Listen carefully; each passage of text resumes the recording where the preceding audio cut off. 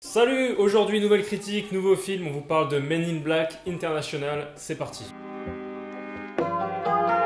Avant que la vidéo commence, vous connaissez la chanson, abonnez-vous et chaque abonnement ça permettra de faire revenir Will Smith dans un film et ça franchement ça vaut tout l'or du monde. On va commencer comme d'habitude par le casting. Notamment on retrouve Chris Hemsworth, Tessa Thompson, le duo du film qui est un duo vraiment incroyable. Ils avaient déjà joué ensemble dans Thor Ragnarok et dans Endgame aussi. Oui, ouais. C'est ça dans l'Avengers. Mais on sent qu'ils sont vraiment à l'aise ensemble. Oui, il y a une complicité et moi j'ai vraiment envie de les voir dans d'autres films. Je donne un peu mon avis sur le film mais c'est vraiment un peu ce qui sauve le film, c'est leur complicité et c'est ce qu'il y avait à l'époque avec Tommy Lee Jones et Will Smith.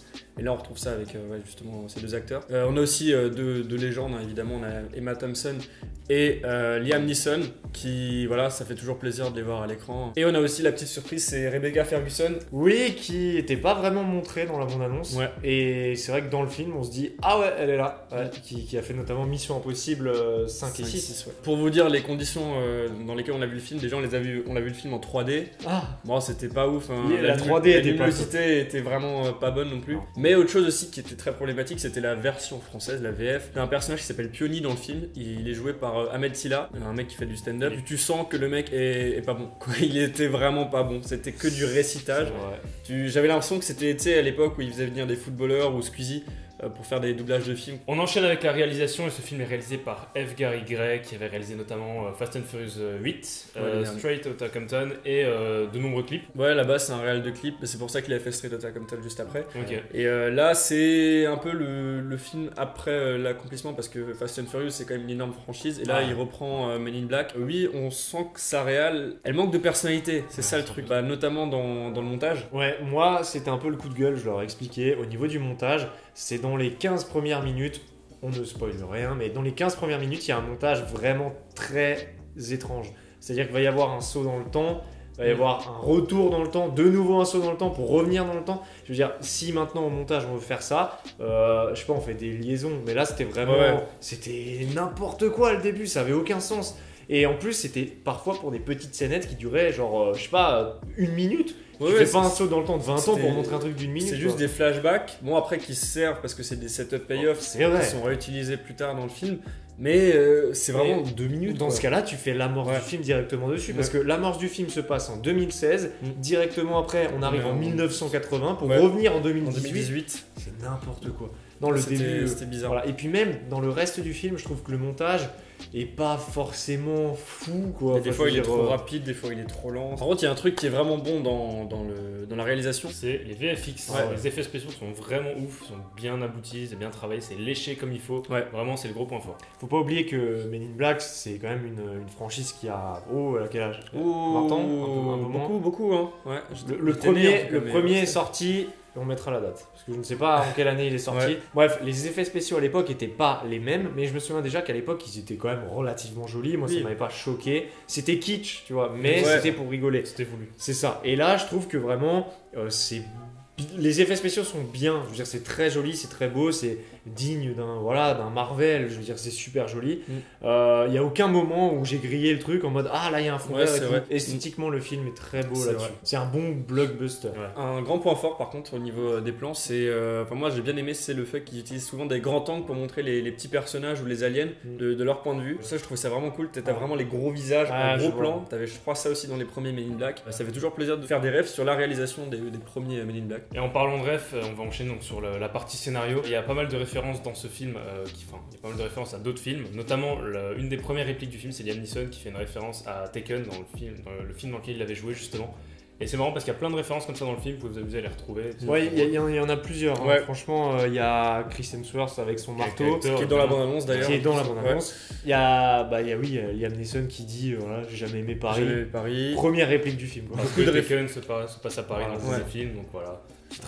Il y a beaucoup de références. Il y a des premier Men in Black. Premier Men in Black, ce qui est normal. Avec les petits machins, les petits aliens, tout mignon là. Il y a le petit chien, Il y a des petits trucs. Et même des références visuelles où quand tu les vois, tu fais putain, je me souviens, genre par exemple le bureau des Men in Black de New York, avec la grande porte blanche.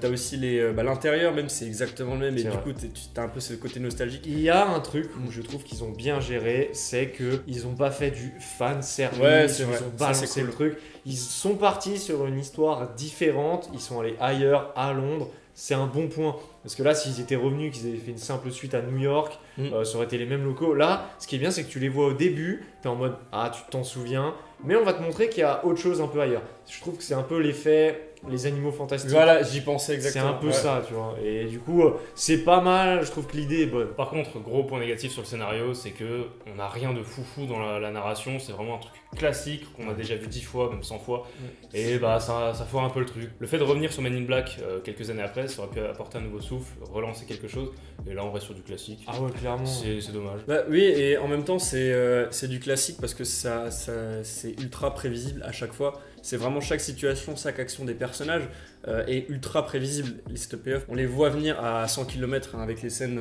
d'intro au début, comme on l'a dit. Et même les situations où les personnages sont à deux doigts de crever, bah, y a un Deus Ex Machina. La conclusion du film, le final du film est ultra classique. C'est vraiment c'est du Ghostbusters pour ceux qui ont vu Men in Black le dernier. Pour ceux qui ont vu le film, vous comprenez certainement que l'espèce de twist final, voilà, parce qu'on cherche un peu un méchant dans l'histoire, bah, il est prévisible même en regardant la bande-annonce. À la bande-annonce, la première fois qu'on l'a vu, on a fait ah oui, c'est lui, c'est bon. En regardant la bande-annonce, on a pu savoir qui était le méchant du film. Et c'est ça qui est vraiment nul. Parce que voilà, là on peut rebondir sur le coup de la communication comme on avait fait dans un autre film. Ouais, pour X-Men. Voilà, bah là pareil, je veux dire, les bandes annonces, j'en ai vu qu'une. Hein, et ben avec une seule bande annonce, j'ai vu tout le film. Vraiment, genre là je savais à quel endroit ils allaient aller, à quel moment. Bref, et après, il y a un petit coup de gueule. Le truc qui est vachement mal fait dans ce film-là et dans les autres films, il l'avait super bien fait, c'est la vie autour. Je veux dire, quand ils sont dans la rue, qu'il y a des combats, qu'ils se baladent.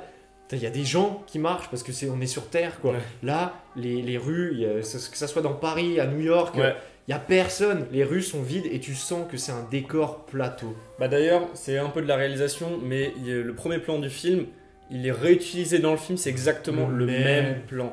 Même rue, même mouvement, alors que ça caméra, se passe même 2 voiture. ans après, quoi. Ouais, rien n'a changé. C'est vraiment, je trouve que l'histoire, ils sont allés au plus simple sans vraiment se faire chier. Oui, c'est ça, ils n'ont pas voulu prendre de risques. On va reprendre ce qui a bien marché, le côté Men in Black, mais essayer de trouver un truc original à raconter, quoi. Après, comme dit, le gros point fort de Men in Black, de la saga Men in Black, c'est le duo à l'époque avec Tommy Lee Jones, Will Smith, puis après avec Josh Brolin, et puis là maintenant avec Chris Hemsworth et ça. Il y a vraiment un truc, tu vois. C'est ce qui fait le film. C'est la complicité entre les personnages, et là elle est ultra présente. Dans les premiers Men in Black, genre t'avais Will Smith qui venait et qui découvrait un peu le truc. Il n'était pas directement intégré. Oui, c'était un peu comme Seven, tu vois, c'était le jeune, le vieux. C'est ça. Là, Molly, elle vient et elle arrive très rapidement. Enfin, elle est déjà ancrée dans le truc, quoi. Ouais, elle est assez rapidement. En fait, c'est juste que. Ils se sont dit qu'ils voulaient faire un personnage assez confiant, et c'est bizarre parce que c'est un peu les rôles qui s'inversent. Bref, on n'en dit pas plus au niveau du scénario. En tout cas, tous les trois, on n'a pas vraiment aimé le scénario. C'est le bémol, je trouve, du film. Dans l'ensemble, c'était pas mal. On est resté jusqu'à la fin, on va vous le dire, il n'y a évidemment pas de scène post-générique. Non. Est-ce que c'est une bonne nouvelle? Je sais pas. Mais en tout cas, je pense qu'il y a des chances qu'il y ait une suite à ce film. Si le film marche bien, il y aura forcément une suite. Ouais, il relance un peu une franchise. Et là, il y a possibilité de relancer peut-être une nouvelle trilogie, vu que ce film se passe au temps actuel. Je veux dire, il y a moyen de faire des nouveaux Men in Black, sachant que les autres sont assez vieux. Ça se peut que ça fasse un effet du style dans la suite. Tu sais, ils remettent un peu comme Jurassic World, genre ils te balancent un peu des goodies en mode regardez, on va vous mettre Will Smith dans le prochain.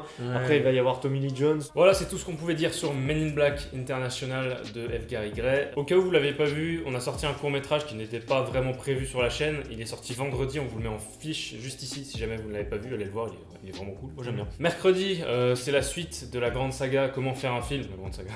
Le 3e épisode sur le montage, la post-production, et le film arrivera la semaine prochaine, donc abonnez-vous pour ne pas les rater, s'il vous plaît, on compte sur vous. Dites-nous si vous avez pu voir Men in Black, dites-le en commentaire, dites-nous ce que vous en avez pensé. Nous, on repart pour de nouvelles aventures. Sur ce, ciao.